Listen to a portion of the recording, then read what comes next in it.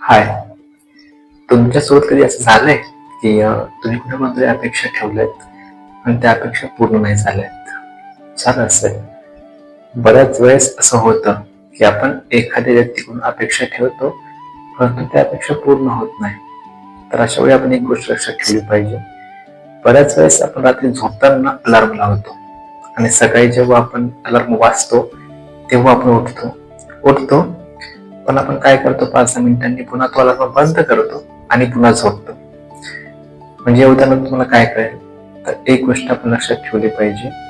जर आपण अशी अपेक्षा ठेवली होती की मी सकाळी अलार्म लावलाय, मी अलार्म वाजला की उठेन आणि पुन्हा मी माझ्या दिवसाला सुरुवात करेन, पण आपण अलार्म बंद करून आपण आपलीच अपेक्षा तोडून टाकलो. तर कल्पना करा, जर आपण आपली अपेक्षा आपण स्वतः पूर्ण करू शकत नाही, तर लोक आपली अपेक्षा पूर्ण कशी करतील? मुळात हा आपला ब्लाइंड बिलीफ आहे, आपला हा अंधविश्वास आहे की लोक आपल्या अपेक्षा पूर्ण करण्यासाठी जन्माला आले आहेत. असं नाहीये.